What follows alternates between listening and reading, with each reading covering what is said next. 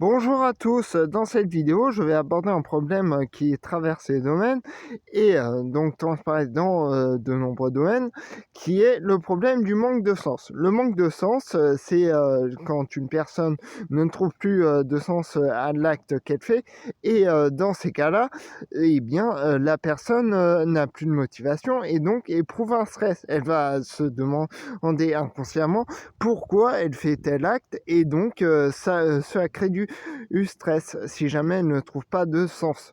Et ce problème se retrouve notamment en éducation, quand de nombreux indicateurs internationaux comme le classement PISA classent les élèves français comme très mauvais dans des matières comme les mathématiques. Dans ces cas-là, les élèves français ne trouvent plus de sens. Il y a en tout cas certains élèves, ceux qui sont les plus mauvais, donc ils ne vont plus adhérer au problème car ils ne verront plus de connexion à la réalité. C'est comme dans le film Les Trois Frères, avec le problème de mathématiques de l'enfant qui était un problème sur une baignoire et qui n'avait ni queue ni tête. Dans ces cas-là, il n'y avait pas de connexion avec la réalité et l'enfant n'adhérait plus au problème, donc ne cherchait et plus à y répondre. Il se disait, après tout, ça n'a aucun sens. Eh bien, dans ces cas-là, c'est le manque de sens et c'est pour ça que la personne démotivée ne va pas chercher à aller plus loin et à résoudre le problème. Et d'ailleurs, cette problématique du manque de sens se retrouve aussi en diététique, car à côté des problèmes biologiques de certaines personnes, il y a aussi les problèmes psychologiques qui sont justement le manque de sens. La personne ne va plus retrouver de sens à, par exemple, avoir un équilibre alimentaire, etc. Et donc, du coup, elle va se laisser aller, essayer de trouver un moyen de remédier à son stress et à ses problèmes par la nourriture qui serait une valeur refuge. Et dans ces cas-là, c'est comme ça qu'arrivent les problèmes de surpoids.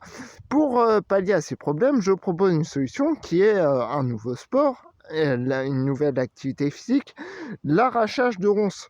Comme ça, c'est vrai que c'est compliqué, mais ce que je propose, c'est de le faire à la main. Déjà parce que cela permet d'arracher complètement les racines, d'éviter que ça repousse, car j'ai vu sur internet que de nombreuses personnes se contentaient de couper simplement les ronces, mais dans ce cas-là, il y a les racines et ça repousse très vite. En plus, les ronces sont une plante invasive.